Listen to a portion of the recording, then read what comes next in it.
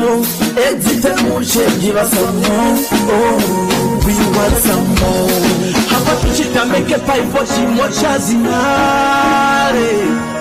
Nairobi achipanga no matigo kona karare. Na matimbo yanje tumbo napo katike kutoa napo. Na matimbo yanje tumbo ngenda sonja.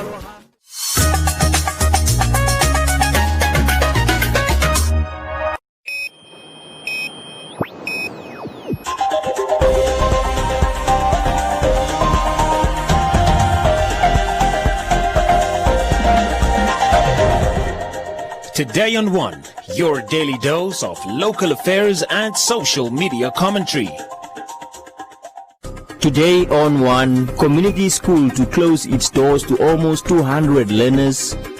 AR to take on judiciary in nationwide protest. Dubai Tourism Expo postponed to 2021. And Natus Windhoek rehabilitation on the cards.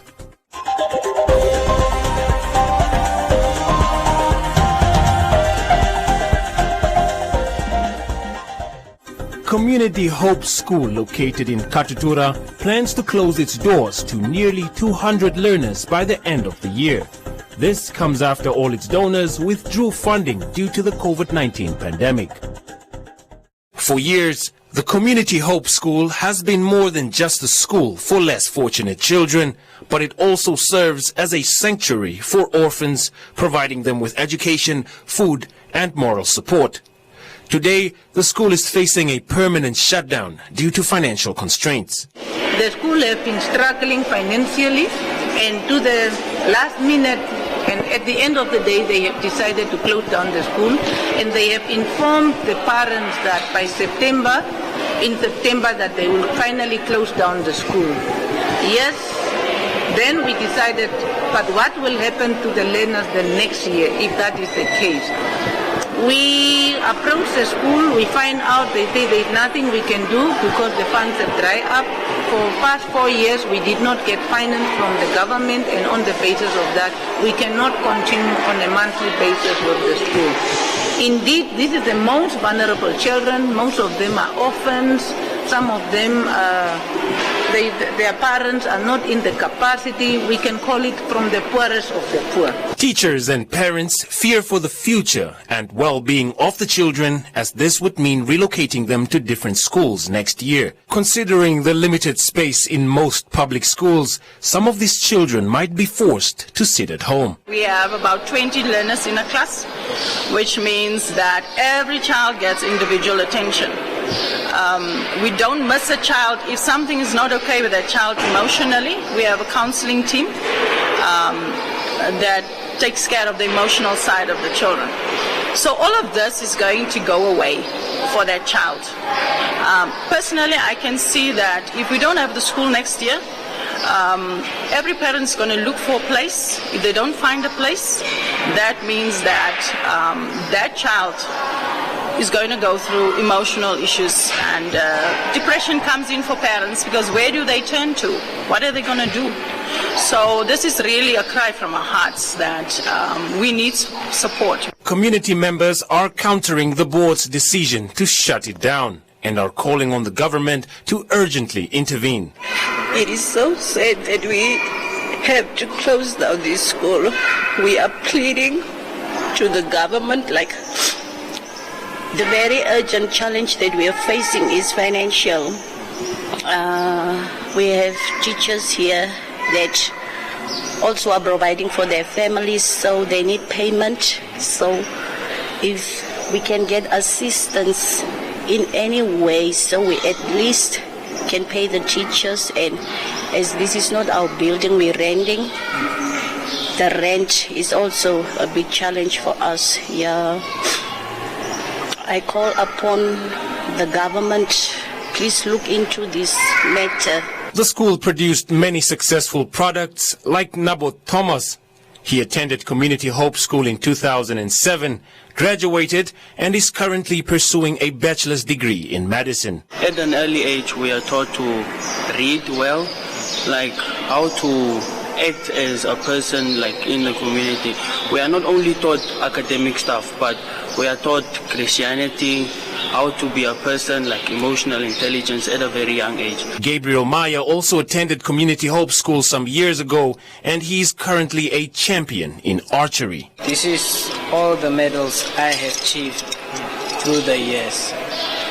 But then it would not be possible without the school. This school has brought a bigger person out of me. Community activists, parents and teachers have all come together to try and persuade the board to reconsider the decision to shut the school down. And the fact that we'll be having more than 100 children not going to school next year or not having a plan already is a huge disadvantage to the community. If somebody can come up and say, I can take the hand of this school and go forward, that will be a good thing. Now my child must go to OKCAS and I have to start work at 7 a.m. How will this work? We don't have gold and silver to give, but may God's will be done. Even if there is nothing to eat at home, the teachers would give the kids rice, cooking oil, and a can of beef to bring home for us to cook. A meeting between concerned community members, the board, and other relevant parties will be held soon, where they will discuss the way forward.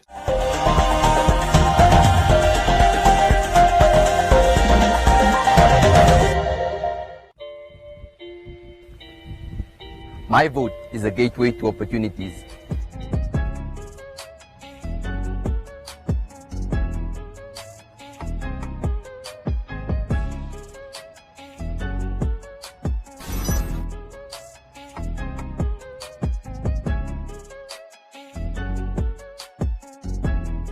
My vote is a reflection of my aspiration. My vote expresses my versatility. If you are 18 years old and a registered voter, make that first time count. Get to the polls on the 25th November 2020 and vote for the candidate, political party or organization of your choice in the regional council and local authority elections. Make your mark with a cross on the ballot. Do what is right and be part of the decision. Namibia votes.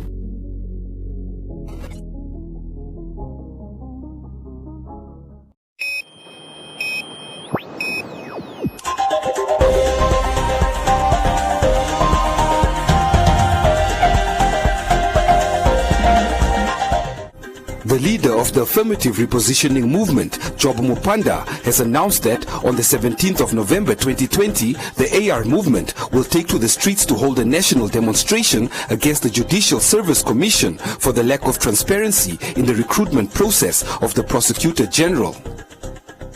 The Attorney General, the former Attorney General Sagi Changala, used to sit on the Judicial Service Commission as set out in Article 85. So how can you tell us we cannot question their processes?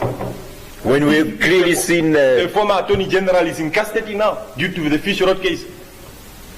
So, and now we have requested for transparency. And what did they do? They are saying, no, it will be secretive. How can we not have an issue with that if the person who was arrested was a former Attorney General who was one of your members?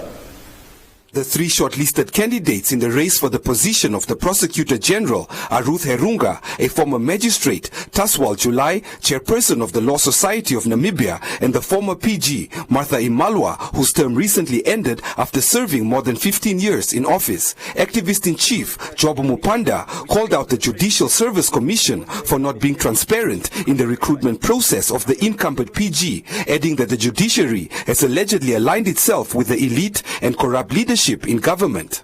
There is a corruption case that involves a lot of millions that were stolen from our country, where a guy from Ivory Coast, who's a friend to some people who are in power, came to our country, swindled government officials, entered into some notorious agreements, and he went away with our money. Then there was a court case, the Kora case. Of course, President is mentioned, ministers are mentioned, Saki is mentioned in that case. So when we wanted to follow up on that case, we couldn't access the files. We couldn't access the files because the judiciary have decided that they are going to seal off, they are going to close off this specific case. They are calling it apparently in camera or whatever it is. So the media and everybody else was locked out of that case. So we wrote to the Judicial Service Commission to say, hey, Chief, what is happening here? So do you people take us serious? It's not just because you are a Chief Justice, because you are a judge, all of a sudden you are Jesus Christ. No. We give you are given that position of trust in order for us to advance the country forward. So we wrote to them and say, what is going on here? Then all of a sudden, oh no, we are going to investigate. The case is now made public. So we are asking ourselves that if we didn't confront them, if we never wrote to them to open those files, would those files be opened? So those are alarming incidences, our experience with the judiciary on the basis of facts, not on the basis of speculation, that we see that something is definitely not right with how these things have been operating. There are other incidences of many.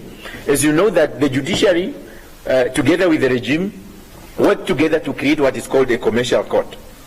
And that commercial court is specifically targeted for and implemented for people with a lot of money. And we have been told that this is not a court that was demanded for by the Namibian people. This is not a court that was introduced as a result of an analysis of problems that we are having with our judiciary. This is a court that was implemented because some foreigners who apparently come to Namibia realize that whenever they have dispute, financial dispute with whoever on contracts, they don't want to queue up, just like you and I are queuing up in the normal court system. The frustration of the AR comes after the Judicial Service Commission excluded the public from the process by deciding to interview the 3 shortlisted candidates for the PG position in secret. Stanley Kavetu read the demands in the petition and demanded that the Chief Justice Peter Shivute receive it. That the corrupt process is cancelled and they restart the process. That the secretive Judicial Service Commission embark on a consultative process on the requirements for the position of PG, and that the new process embarked upon is opened up and is transparent, and the interviews are held in public. That's basically the summary of our demands, which we'll submit same to the Judicial Service Commission. The vacancy for the position of the PG was advertised in September this year, where 8 candidates initially applied for the position, but 5 of these candidates were unsuccessful as they allegedly did not meet the criteria for the position.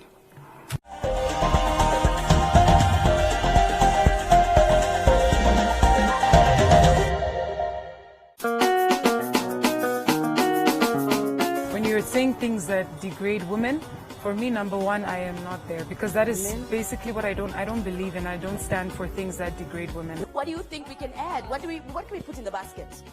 First of all, let's put Blossom back in the basket. Look at the person like, man, let's do a song. Let's do something. Just let's like collaborate. Let's collaborate. The Africans were claiming us. Yes, exactly. To the rest of the world, they belong to us. Namibia, Baba, Namibia. I'll help you carry on.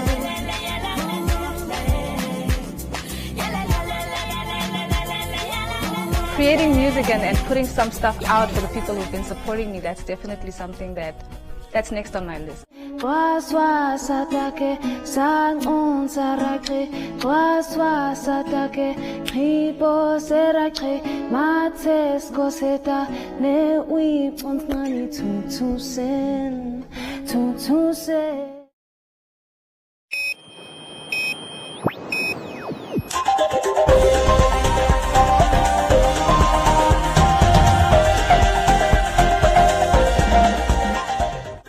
The Expo 2022 Dubai, which was initially set to be hosted this year, has been postponed to next year on the 1st of October 2021 to the 31st of March 2022. The Expo 2020 Dubai, which will take place for a period of 6 months, is the first of its kind for the Middle East and had to be postponed due to the outbreak of the coronavirus pandemic. Namibia will be one of the 54 countries in Africa participating in the Expo, which is expected to host about 192 participating countries and more than 25 million visitors from across the globe. The event will be hosted under the theme Connecting Minds, Creating the Future. It will also be hosted under sub-themes Opportunity, Mobility, and Sustainability. And the aim is basically to unlock innovations, attract investment, promote trade, opportunities for Namibian products, and to create a sustainability partnership of mutual benefits across the globe. We are therefore going to Dubai to showcase our treasure and our natural resources, and we believe these are many more. There will be many more resources or other opportunities that Namibia is going to showcase during the Expo. The platform therefore will be beneficial to all participants, as it will play a pivotal role in shaping world economic activities after the pandemic that has greatly affected the world. Our presence at the Expo, therefore, is earmarked to be one of the marketing platforms that the Ministry of Industrialization and Trade has embarked upon to promote targeted and well-packaged trade and investment opportunities. The Expo will provide locally owned large, small and medium enterprises with a lifetime opportunity to showcase their bankable project, as well as to network, share information and gain insight with potential investors and industry experts from across the country. So it was by cabinet decision that Namibia must participate, because they saw the great benefit for the people of this country, not only for companies, but for the youth, for the women and the business community. That's basically the reason why we want to go there. We are encouraging SMEs to really participate in an opportunity. We will take this project over to Dubai and sell them on behalf of the people from Namibia. And then it will be it will provide a platform for people to network. It's very, very important. The good thing with our pavilion is that it's close to the host. So most of the people who want to go to the pavilion of the host, they'll be able to pass through our pavilion, so that give us an advantage. Namibia will have a pavilion that will seek to engage local and international communities with their interest in mining, energy, tourism, manufacturing, education, innovation, and many other sectors of Namibia's developing economy. Namibian business owners are also urged to participate in the Expo as part of a collective effort to boost the nation's economy.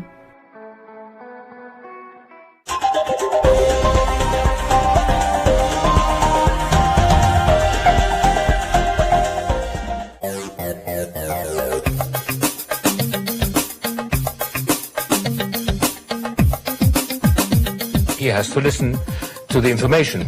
Now, that information needs to interpret it and then convert it, and that part of the brain will then absorb the information. I think it will be a huge opportunity. What is your true purpose, and how will I commit as a leader to continue? When you speak about the communication and how it's being received, how do you relate to people?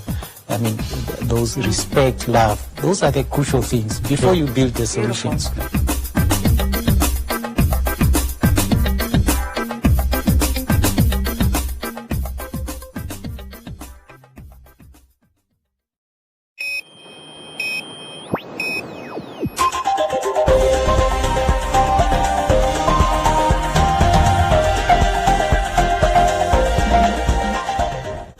The Road Fund Administration, at the engagement of its 5-year business plan, revealed that the rehabilitation of the NATO's office in Windhoek is part of the key projects that the fund will prioritize.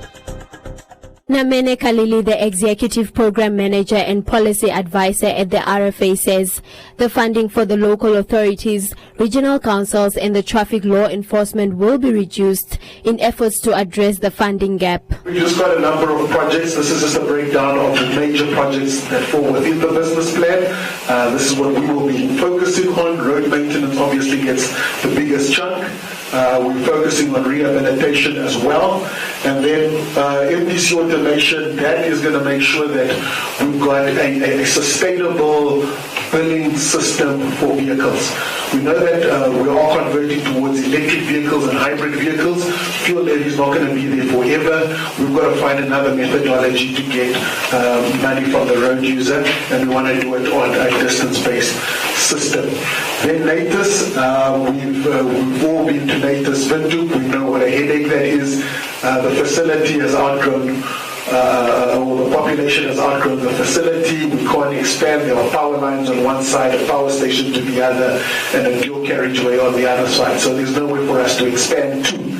So the solution there is to get a bigger facility where we can house all the functions in one facility and give a better experience to the customer when they come looking for these services. The state-owned enterprise in charge of managing Namibia's roads noted that it has experienced a decline in revenue from road user charges due to the COVID-19 pandemic. Ideally, higher road user charges will eliminate the funding gaps and save the road user billions in additional vehicle maintenance cost. However, we are in the middle of an economic recession and understand that the road user is financially stressed. This environment requires greater operational efficiency, automation, and deeper investment into information technology, innovation, research, and development with the limited funds at the fund disposals. Although funding remains suboptimal, this expenditure will go a long way to maintain the national and urban road network. Therefore, the RFA must endeavor to find more creative funding mechanisms to substantially increase the revenue envelope from the current 2.7 billion to 3.9 billion required to maintain the quality of our 101 billion road network.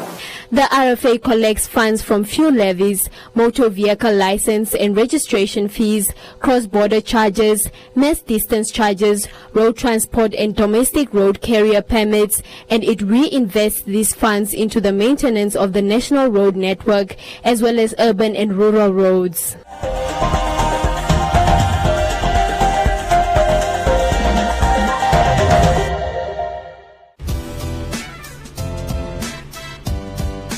Keeping it cool. Tafel Lager, Namibian like you.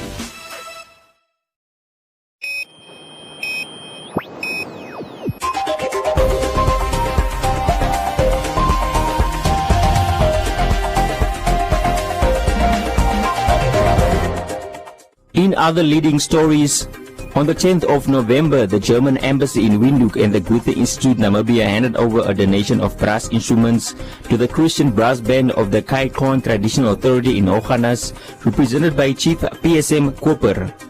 The donation, valued at 74,000 Namibia dollars, consists of 3 trumpets, 3 French horns, 1 tuba, 2 alto horns, and 6 music stands. The members of the Christian Youth Brass Band have been learning their instruments since the beginning of the year. At the handover ceremony, they played a number of pieces, including the Namibian and German anthems. The band will continue to play at official ceremonies, church events such as weddings, as well as at cultural activities. The City of Windhoek Council held an ordinary meeting on the 29th of October where it resolved to increase the number of election posters that political parties can put up to advertise their candidates and parties in Windhoek from 2,000 to 4,000.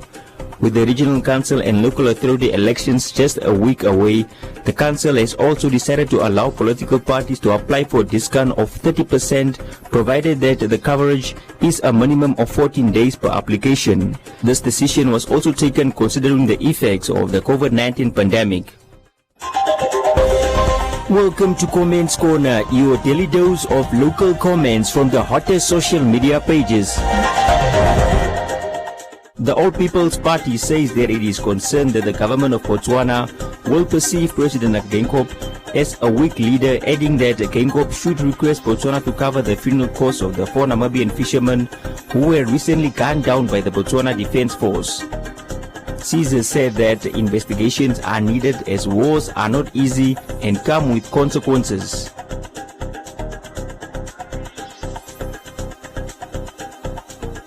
Delphin said the BDF had no reason to fire at unarmed fishermen who could not distinguish their territory.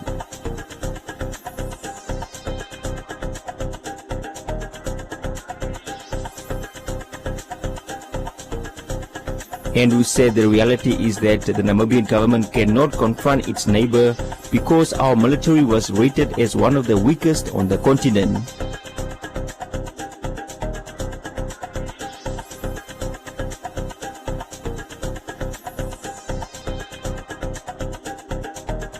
Matthias said of the three presidents that Namibia has had thus far, the founding father was strong and powerful. Levi said the two heads of state should handle this issue and come up with an amicable solution. Fox asked who sent the people there if there are rules in Botswana just like here. Thomas said it is said that Botswana regards fishing as poaching. Ekudu said that he likes the president and the fact that he has taken a cautious approach.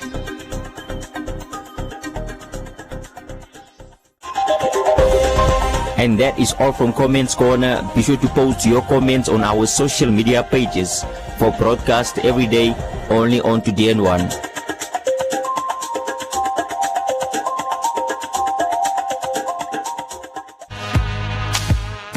I'm feeling so bad because of I have been arrested. We are trying to sell to provide our kids with food, but the police, they come to arrest us. I was literally apprehended in Independence Avenue. I mean, there was no prior communications with the police or with Bonn or Benga Namibia. These guys literally just apprehended us on surprise. And when you are talking in a manner that is exaggerated about brutality in this country, I should ask you in which country you live. Yes, I can confirm that indeed there were two cell phones that were found after a search was conducted at the cells that the fish rod accused us staying. Do you understand the amount of money that the government has spent on the fight against COVID-19? Could they have spent 300 million on tracing people and managing people? Is that even possible?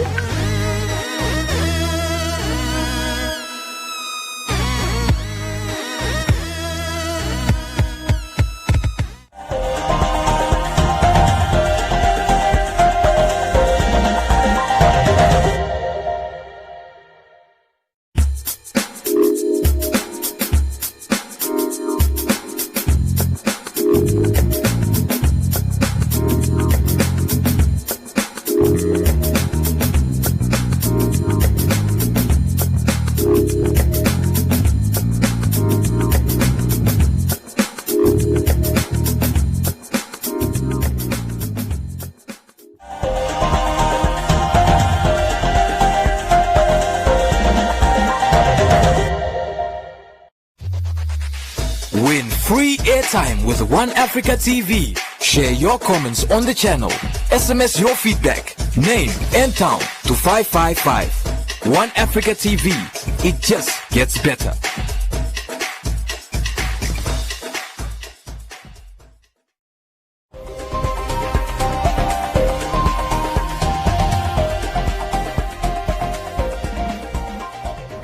A look at the weather forecast.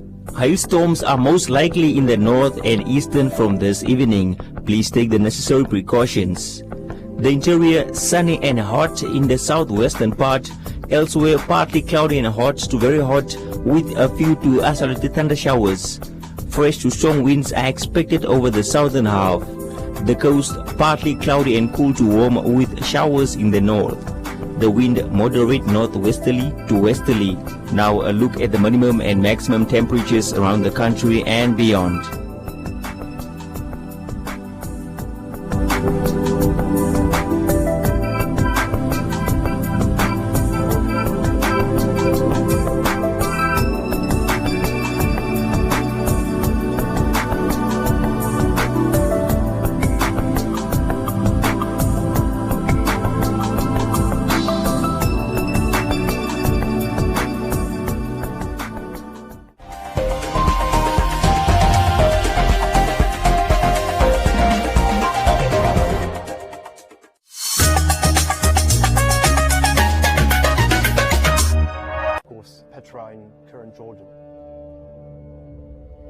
There are a lot of rock-carved tombs, very monumental, basically the same type of tombs that we have in Petra. The Nabateans were the link between the Arabian Peninsula and the Mediterranean world. So their architecture bears a significant Greco-Roman and Egyptian imprint. Watch more stories like this at bbc.com/real. BBC experts check the facts behind the stories making the headlines. Go to the BBC News website and app to answer any questions you have about the big stories of the day. Reality Check. Get the facts straight.